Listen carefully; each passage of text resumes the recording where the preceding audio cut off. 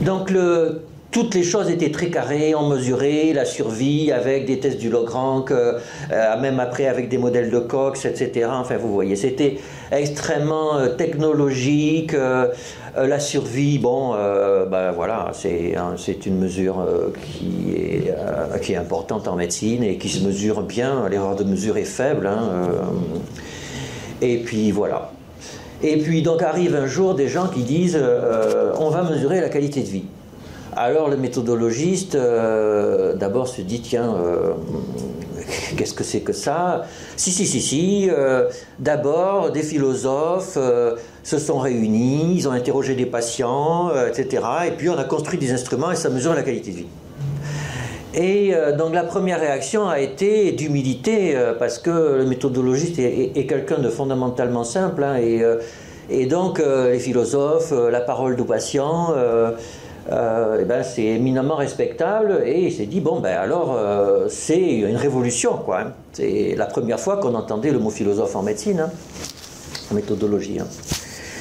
Et donc, il y a eu une curiosité sur, en avant, alors si on mesure la qualité de vie, on va voir, on va faire, et puis voilà. Alors, la première réaction a été quand même, dès qu'on s'est penché dedans, il y a eu une réaction dubitative, c'est que, donc, c'est une nouvelle mesure, vous savez, les mesures, il y a de la métrologie, donc qu'est-ce qu'une bonne mesure? Avec le paradigme de l'arc, des flèches et de la cible, donc vous avez des mesures qui sont systématiquement biaisées et précises, c'est la flèche, elle tire systématiquement 20 cm à côté du centre, bon, et puis vous avez des mesures qui ne sont pas biaisées, mais il y a du bruit, c'est-à-dire que ça tire à peu près au hasard sur la cible. Donc vous avez le biais systématique et le problème de reproductibilité. Donc, le méthodologiste pose la question, mais alors tiens, ces mesures finalement, qu'est-ce que ça vaut? Alors, sur le biais systématique, mais déjà, où est le centre de la cible? C'est le centre de la cible, c'est quoi? C'est la vraie mesure de qualité de vie. Mais où est la vraie mesure de qualité de vie? Elle n'existe pas. Tout à l'heure, on a vu des définitions de l'OMS, etc. On va revenir dessus, mais la définition de l'OMS ne donne pas le gold standard de la mesure de qualité de vie. Et en fait, on apprend des philosophes que ça n'existe pas. Donc déjà, il y a un problème méthodologique, c'est qu'on va faire des mesures et on n'a pas de mesure de référence. Alors on se dit, bon, mais alors la reproductibilité. Alors la reproductibilité, vous savez que comme ça a été dit tout à l'heure, ce sont des autoquestionnaires. Donc on donne un autoquestionnaire à un patient, on l'interroge sur sa qualité de vie. La reproductibilité, on lui redonne le questionnaire et il répond la même chose. Donc ça voudrait dire que la reproductibilité est parfaite. Non, ça veut dire qu'il a une bonne mémoire. On ne peut pas évaluer la reproductibilité d'une mesure de qualité de vie. Donc, la première réaction d'un méthodologiste a été quand même de l'effroi. C'est-à-dire que, 1, il n'y a pas de gold standard, 2, on ne peut pas évaluer la reproductibilité. Comment voulez-vous faire de la méthodologie avec des mesures comme ça? Alors, c'est là qu'a été ouvert un champ méthodologique que nous ignorions, qui est celui de la psychométrie. Et parce qu'effectivement, il y a des méthodologistes qui travaillent dans le domaine de la psychologie. Et en fait, ce sont des mondes qui s'ignorent. Il y a des revues, Psychological Methods, etc., qui s'intéressent à la statistique de façon extrêmement sérieuse. Et c'était des revues, des domaines que nous ne lisions absolument pas. On ne savait même pas qu'ils existaient. Et donc, il a fallu qu'on se cultive par rapport à ça. Et on s'est rendu compte qu'en fait, cette question-là, ce problème-là, avait interpellé les psychométriciens depuis un siècle, quasiment, et qu'ils avaient beaucoup réfléchi et apporté des éléments de réponse très surprenants à ça. Très surprenants parce qu'en fait, les psychométriciens avaient réussi à résoudre le fantasme du baron de Munchausen. Vous savez que le baron de Munchausen s'était pris dans les sables mouvants, et qu'il était tout seul, qu'il ne pouvait pas s'en sortir, et il a réussi à s'en sortir en prenant les lacets de ses chaussures, en tirant très fort dessus, et en tirant très fort sur ses lacets de chaussures, il s'est sorti tout seul des sables mouvants. Ce qui est naturellement, c'est absurde. Si vous tirez vos chaussures, il faudrait que ce soit quelqu'un d'autre qui tire les lacets des chaussures, pour que ça marche. Si vous tirez tout seul, ça ne marche pas. Donc c'est une histoire absurde, le baron de Munchausen, mais en fait, la psychométrie fonctionne un peu comme ça. Alors, mais vous allez voir, ça fonctionne. C'est ça qui est... je le dis avec taquinerie, mais c'est avec un coup de chapeau, parce que finalement, ça fonctionne pas si mal. Alors, donc, quand on a commencé... D'abord, le méthodologiste, mesure de la qualité de vie, la première réaction qu'il a eue, quitte à mesurer la qualité de vie, pourquoi ne pas demander aux gens, finalement, comment est votre qualité de vie, donnez-moi un nombre de 1 à 5. Alors on nous a dit, non, parce que, et là, vous voyez déjà, il y a un pied dans la porte des problèmes. Non, c'est qu'en fait, si vous posez la question à quelqu'un, quelle est votre qualité de vie, il ne va pas comprendre, en tout cas, la réponse, ça va être compliqué. Hein? Bon, d'accord. En fait, on va revenir dessus, hein, parce que cette question est cruciale. Hein, il y a tout derrière. Hein. Pourquoi on ne demande pas aux gens quelle est votre qualité de vie? Et pourquoi la question est-elle compliquée? Non, en fait, ça ne marche pas. En fait, il faut des facettes. Donc, êtes-vous capable d'aller faire vos courses? Avez-vous mal, etc. Donc ça, c'est là que les philosophes interviennent. Les philosophes ont trouvé les facettes de la qualité de vie. Et puis, on s'est servi des patients, on leur a posé des questions. Donc, on a les facettes de la qualité de vie. Les facettes, on peut les avoir. Et en les agrégeant, on a la qualité de vie. Alors, bien entendu, bon, on se dit d'accord, mais on est méfiant. C'est là que la méthodologie des psychométriciens arrive. C'est qu'ils disent, ah oui, alors... vous avez des facettes, mais en fait, donc vous voyez, les facettes, elles ont l'avantage d'être claires. Est-ce que vous avez mal? Est-ce que vous pouvez faire vos courses tout seul? Ça, c'est vrai que c'est quand même plus simple que quelle est votre qualité de vie. Et ils ont développé un outil statistique extraordinaire qui permet, plus ou moins, mais enfin c'est quand même plutôt plus que moins, de montrer que toutes ces facettes mesurent une même chose. Si elles mesurent toutes une même chose et qu'elles ont à voir avec la qualité de vie, alors elles mesurent la qualité de vie. Vous voyez le truc qui... Et donc vous voyez, c'est un peu circulaire, hein, puisqu'on ne sait pas ce qu'est la qualité de vie. C'est un peu pour ça que je dis que c'est le baron de Munchausen. On ne sait pas ce qu'est la qualité de vie. Mais on sait quand même que ne pas avoir mal, c'est quand même bien pour la qualité de vie. Tout le monde sera d'accord avec ça. Ne pas avoir mal, c'est bien pour la qualité de vie. Pouvoir faire ses courses tout seul, c'est bien pour la qualité de vie. Donc si toutes ces choses-là mesurent la même chose et qu'elles ont à voir avec la qualité de vie, alors toutes elles sont des reflets de la qualité de vie, et donc quand on va les agréger, on va avoir la substantifique moelle qui va rester au milieu, qui sera la qualité de vie. Chapeau. Chapeau, c'est... Alors après, il n'y a pas que ça, donc ça, on construit l'instrument comme ça, et puis après on va dire, oui c'est vrai, alors on va quand même montrer ça expérimentalement. Donc on a les facettes, on a les scores, et puis... on a des choses qui existent cliniquement, la dépression par exemple. Alors, on va mesurer sur des patients la dépression, on va mesurer la qualité de vie, on va mesurer la glycémie. Si je vous dis qu'est-ce qui est plus proche de la qualité de vie, la dépression ou la glycémie? La dépression. Si la corrélation de la qualité de vie avec la glycémie est plus petite que la corrélation de la qualité de vie avec la dépression, alors ça veut dire que mon instrument de mesure de la qualité de vie, il mesure plutôt la qualité de vie. Vous voyez? C'est par approximation successive, par émergence du concept, que petit à petit, par petites touches, on arrive à montrer que ça mesure la qualité de vie. Et on pourrait même aller plus loin. Les psychométriciens ont même approché, pas résolu, le paradoxe de l'impossibilité de mesurer l'erreur de mesure, puisqu'on ne peut pas avoir la reproductibilité. C'est quand même, pour un métrologiste, c'est quand même terrible, hein, de ne pas pouvoir évaluer la reproductibilité d'une mesure. Vous imaginez un physicien qui travaillerait sans se connaître son erreur de mesure. C'est complètement impensable. Donc c'est une blessure narcissique considérable pour les psychométriciens. Et ils ont trouvé une astuce diabolique. En gros, l'astuce, c'est que si vous avez un instrument de mesure de la qualité de vie avec 20 items, mais en fait, comme s'ils mesurent tous la même chose, ben en fait, quand vous coupez l'instrument en deux, vous avez 10 items, vous avez deux demi-instruments qui mesurent chacun la qualité de vie. Et chacun, c'est un instrument fils de l'instrument père. Vous avez deux fils, et si la corrélation entre les deux fils va vous donner une idée de la corrélation que l'instrument aurait avec lui-même si on le faisait repasser. Vous voyez l'espèce de gymnastique intellectuelle qui permet, et là aussi c'est du baron de Munchausen, c'est-à-dire que sans faire la reproductibilité de la mesure, on arrive quand même à la calculer.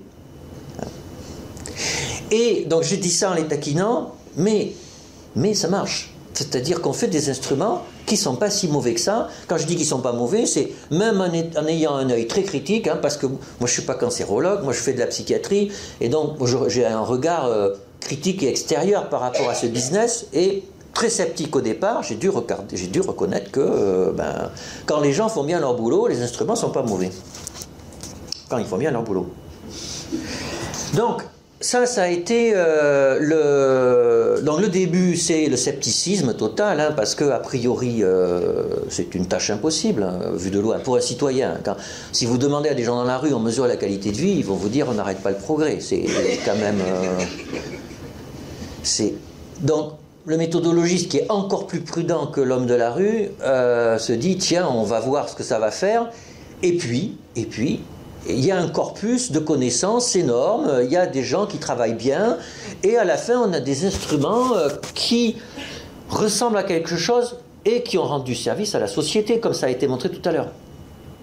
Ça a profondément rendu service à la société, parce que si on ne faisait pas ça, on ne faisait rien, et donc on ne s'intéressait qu'à la vie, et à la durée de vie, et vous savez que, pour toutes les raisons qui ont été expliquées tout à l'heure, et que je partage complètement, si on ne fait pas attention à ce que les gens racontent, pour des raisons défensives, comme ça a été dit, on peut faire de grosses bêtises qui coûtent cher en termes d'argent et en termes de souffrance. Donc voilà, c'est bien. Ça, c'était... Donc, on arrive à il y a, je dirais, 7-8 ans, quoi. Le début étant il y a 20-25 ans. Et puis, quand même, petit à petit, sont arrivées des fissures dans l'édifice. Alors, au début, quand il y a les fissures, on ne veut pas les voir. On colmate un peu, et puis on dit ça va tenir. Et puis, les fissures arrivent de plus en plus. Et puis, voilà, là, le problème est quand même posé...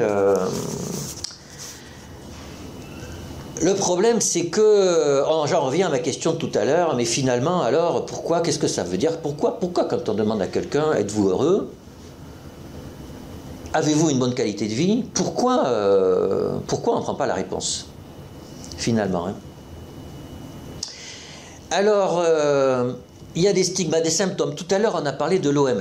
Alors, on dit, voilà, l'OMS s'est intéressée à la qualité de vie, etc. Bon... Alors, l'OMS, c'est le consensus mondial, hein, donc on n'a pas le droit de dire que c'est mal. Mais reprenez la définition de tout à l'heure. Alors déjà, vous voyez, avant, c'était avoir des maladies, être malade, mais ça, c'est pas bien. Hein, pourquoi? Alors, et après, ça a été état de bien-être physique, etc., psychologique et sociologique.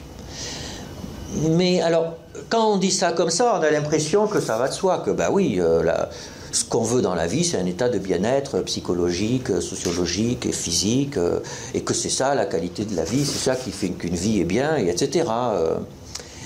Et puis, mais qu'est-ce que ça a à voir avec des patients qui ont un cancer? Est-ce que vous croyez vraiment qu'un patient qui a un cancer du rein métastasé, vous pensez que son objectif à court, moyen terme, c'est un état de bien-être physique, psychique et social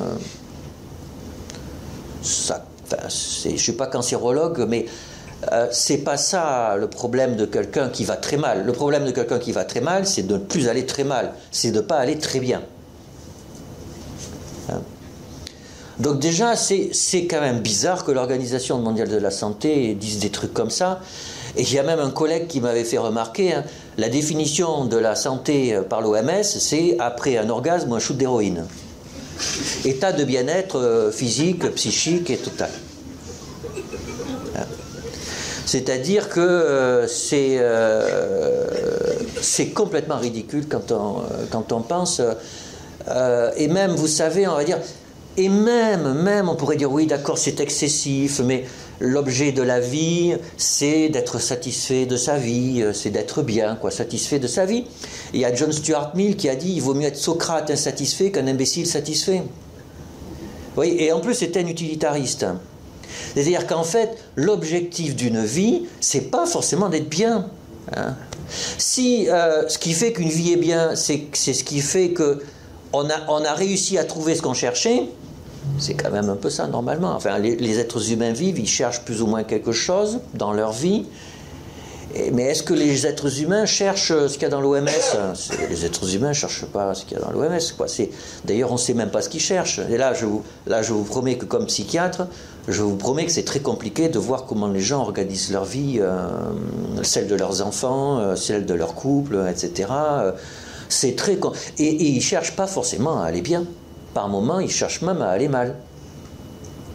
On va dire, oui, mais ils sont malades. Pas forcément. Hein, c'est compliqué. C'est compliqué. Et d'ailleurs, si vous faites des mesures très concrètes, hein, mesurer, on peut faire des mesures de jusqu'à quel point quelqu'un va mal, et on va faire des mesures jusqu'à quel point quelqu'un va bien.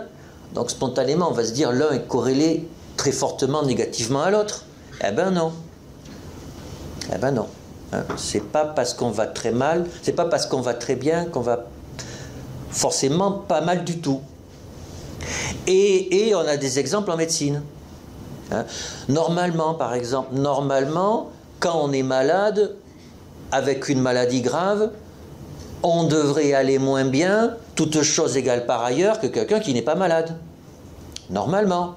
Or, on a montré des adolescents qui ont une mucoviscidose, ils ont des mesures de qualité de vie supérieures à des adolescents du même âge et sexe, etc. 10 ans après une transplantation hépatique, on a une qualité de vie supérieure à des contrôles du même âge et du même sexe.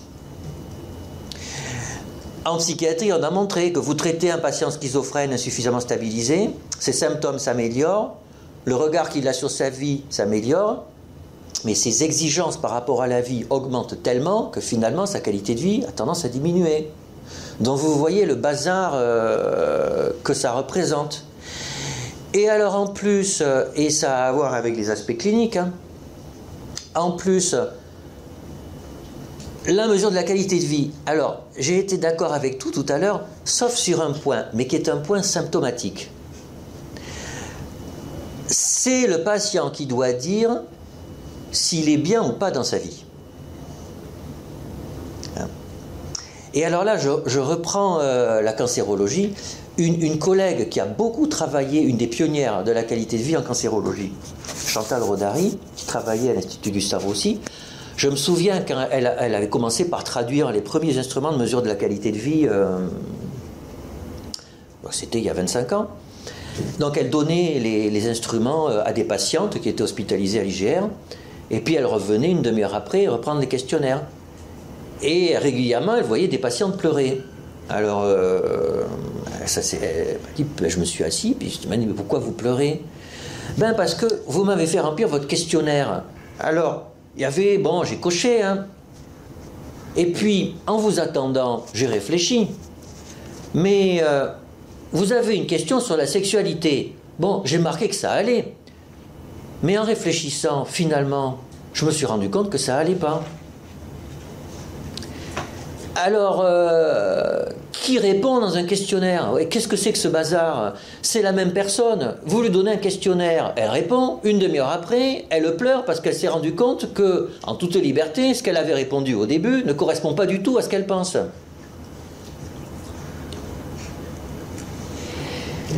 Et ça, c'est un vrai problème. C'est-à-dire, on considère que, un être humain a une qualité de vie et qu'elle existe quelque part, vraiment, essentiellement, et que quelque part, si on interroge le sujet dessus, il va dire ce qu'elle est. Et vous imaginez toutes les hypothèses qu'il y a derrière. Hein. C'est-à-dire d'abord, même l'hypothèse que l'être humain est un sujet, alors là, vous avez des travaux, hein. Vous avez, par exemple, l'identité narrative. Nous sommes des sujets parlants. Moi, j'ai une position en train de vous parler, etc. Je suis un sujet en train de parler, et avec mes patients, je ne suis pas pareil, avec mes enfants, je ne suis pas pareil, avec mes étudiants, je ne suis pas pareil. Donc, en fait, nous sommes plusieurs sujets déjà. Et puis, il y a le sujet conscient et il y a le sujet inconscient. C'est que vous interrogez quelqu'un sur sa sexualité, il va dire des choses. Mais si ça se trouve, il pense le contraire. Et si ça se trouve, il ne se rend même pas compte que ce qu'il raconte ne correspond pas à sa satisfaction par rapport à sa sexualité. Donc vous vous rendez compte, pour un méthodologiste, le problème que c'est de mesurer quand tout s'effondre au niveau du concept. Hein. Au niveau du concept, tout s'effrite finalement. Et ça s'effrite, et alors vous direz, oui, bon, d'accord, mais...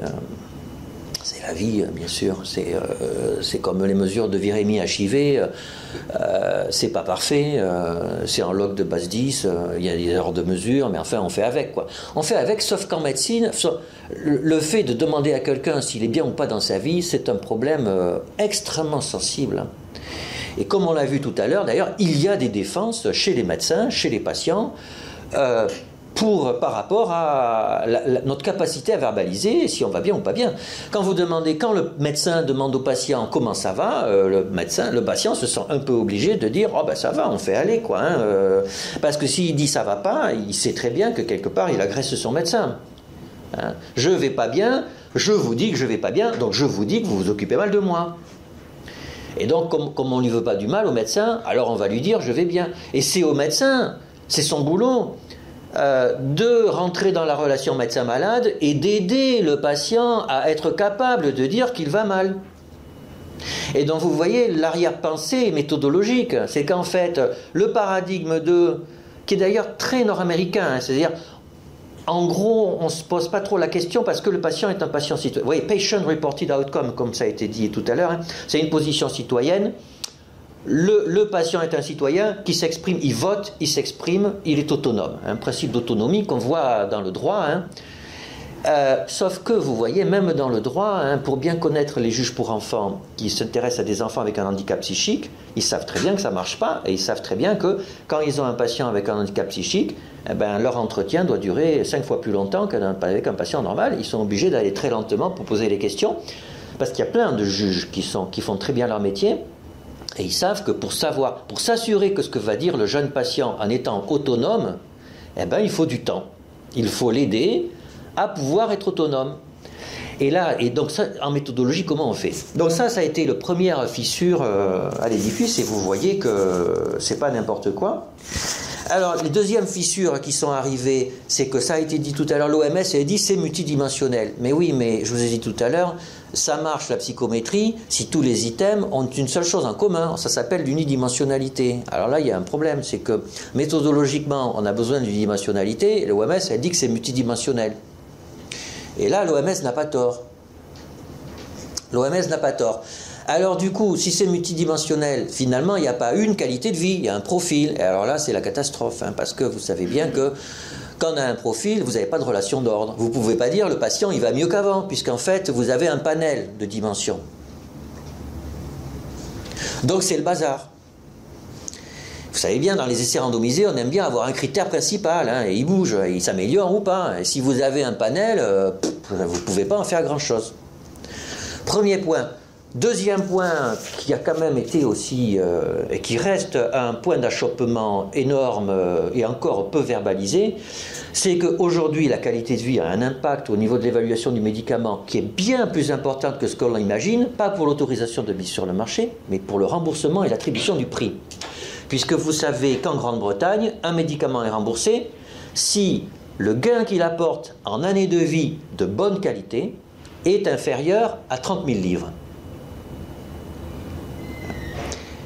Et en France, on ne le dit pas, mais on converge vers ça. C'est très intéressant, on pourra en discuter, et c'est pas plus mal, j'ai envie de dire. En tout cas, pour les pédopsychiatres, c'est une très bonne nouvelle. Donc vous vous rendez compte, là, la mesure de qualité de vie, c'est crucial. C'est crucial parce qu'en fonction de la mesure de qualité de vie, le médicament va être remboursé ou pas. Alors vous direz super, mais alors le problème c'est que les gens du NICE, donc de cette institution anglaise, comment ils mesurent la qualité de vie avec les instruments que nous on utilise et dont on a parlé tout à l'heure? Pas du tout. Pas du tout. Ces instruments-là issus de la psychométrie, ils ne les regardent même pas. Ils utilisent des instruments qui viennent d'un champ théorique complètement différent, qui vient de l'économie. Donc tout ce que je vous ai dit tout à l'heure sur le baron de Munchausen, sur l'unidimensionnalité, sur le coefficient de Cronbach, etc., de reproductibilité, tout ça, ça n'existe pas.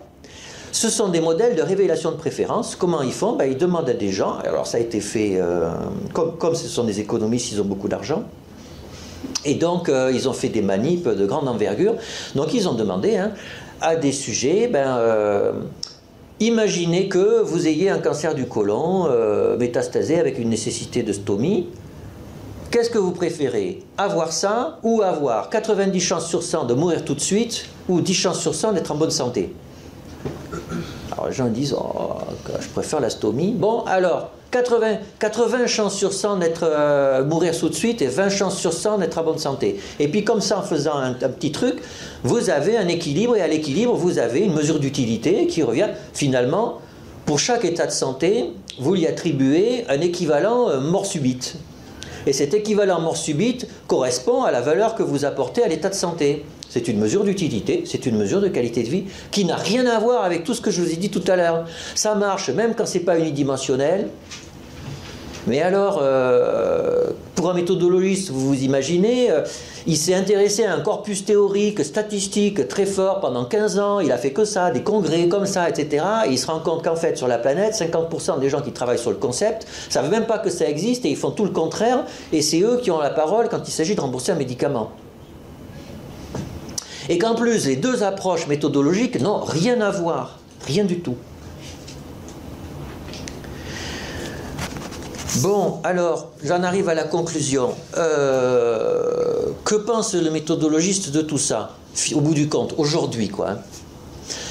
Alors, vous avez, en fait, une certaine... tout le monde n'est pas sur la même longueur d'onde.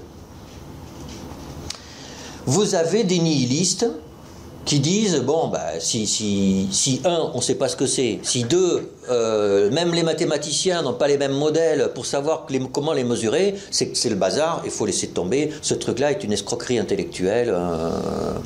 D'ailleurs, il faut bien dire que mesurer la qualité de vie, on savait bien depuis le début que c'était pas très sérieux.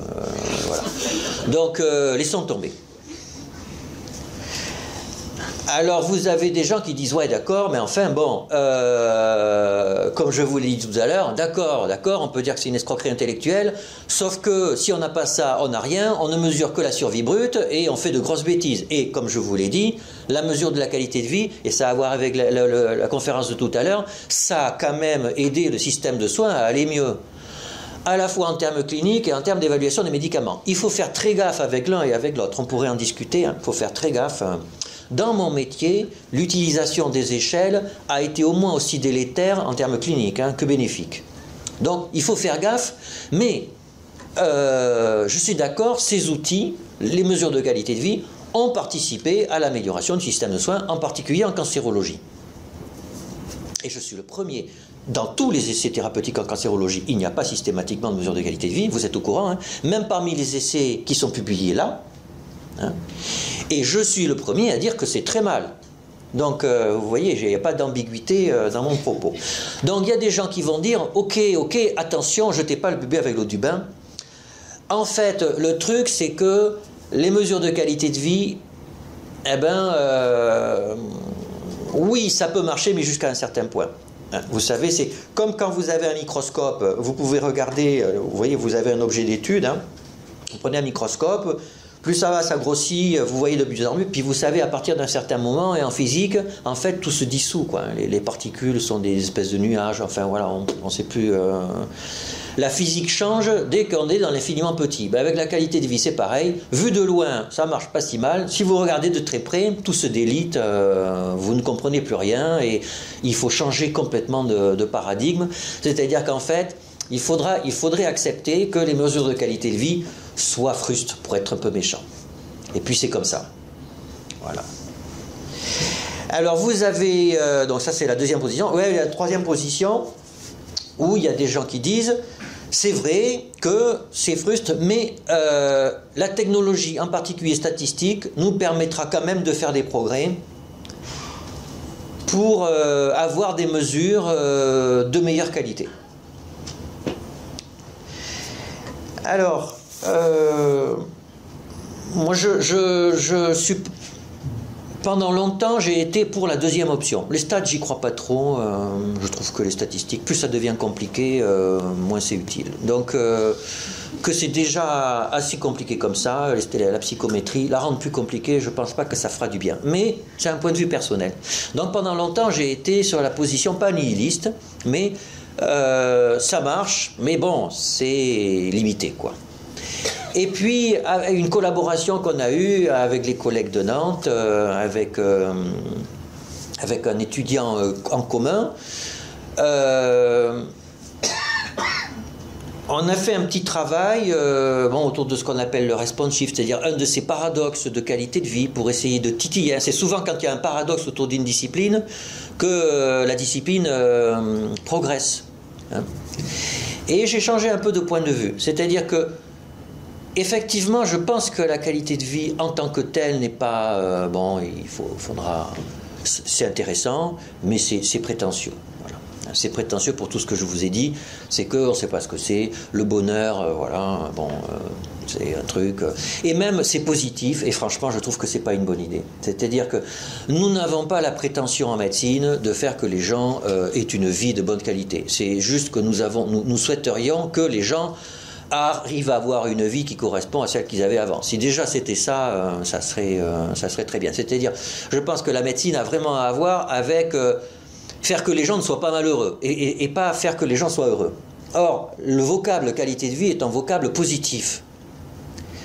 Or, là, il y a une entourloupe. C'est pas notre boulot de faire ça. C'est pas notre boulot de rendre les gens up. Notre boulot, c'est de faire qu'ils arrivent tout simplement à être des êtres humains. Voilà. Donc, la notion de qualité de vie, elle est bien, mais le vocable, ça a été un très bon outil de com au début, mais en fait, il se retourne vers ses utilisateurs. Alors, quelle serait la solution pour faire mieux? Ben, la solution, elle va passer par des progrès méthodologiques, mais pas vraiment statistiques. Pas vraiment statistiques. Sur la logistique, c'est-à-dire aujourd'hui les mesures de qualité de vie, on donne des questionnaires et surtout on n'aide pas les gens pour remplir les questionnaires parce qu'on va interagir, eh bien ça c'est une grosse bêtise. C'est une grosse bêtise et c'est un alibi pour être feignant, c'est-à-dire bien sûr ça coûte moins cher. Hein. En médecine, on ne pourra vraiment obtenir des réponses sérieuses à propos de ce que les gens vivent qu'en passant du temps avec eux, en les aidant à parler de tout ça. Voilà. C'est une évidence clinique, mais c'est comme ça, et donc ça coûtera cher.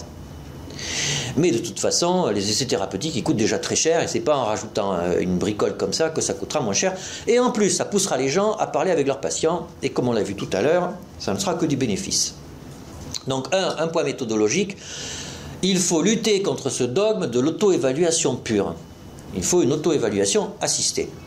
C'est-à-dire, on est dans le clivage où avant le médecin parlait à la place du patient, c'était pas bien, maintenant c'est le patient qui parle tout seul sans l'aide du médecin. C'est débile aussi, il faut que les deux parlent ensemble et c'est un processus émergent, après le patient s'exprime, mais il s'exprime après que le médecin ait aidé à s'exprimer. Donc premier point méthodologique.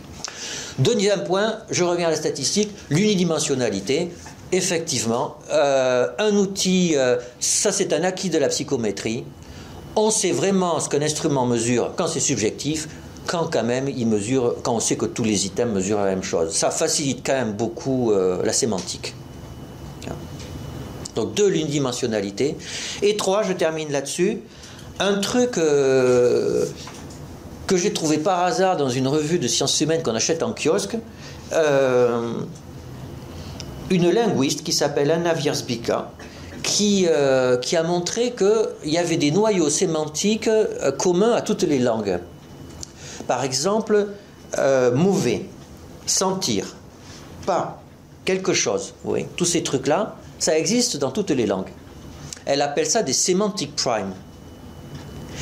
Et en fait, donc, quand vous demandez à quelqu'un, est-ce que ça c'est mauvais, est-ce que ça fait mal, quoi, en fait, tout le monde comprend ce que ça veut dire, et d'ailleurs c'est pour ça que les EVA, vous voyez, les échelles visuelles analogiques de mesure de la douleur, il n'y a pas besoin d'avoir 36 items, hein. Vous posez une question, est-ce que vous avez mal, ça marche. Parce qu'en fait, on est proche de semantic prime, elle est mal. Hein. La douleur, c'est assez transculturel, etc. On peut regarder, on peut discuter, hein, chez l'enfant de 3 mois, c'est plus compliqué, etc. Enfin, en fonction du genre, c'est pas pareil. Mais enfin, le noyau sémantique est beaucoup plus simple que la qualité de vie.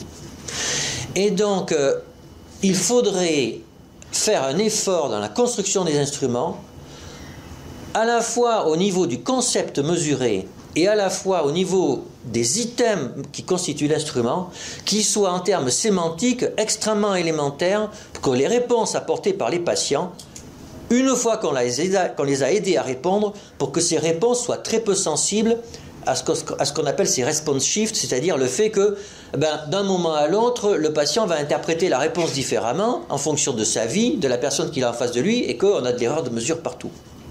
Voilà. Donc de mon point de vue de méthodologiste, le futur de la qualité de vie, c'est de mieux parler aux patients, c'est de faire un minimum de statistiques et de faire attention au sens des choses que l'on mesure. Merci pour votre attention.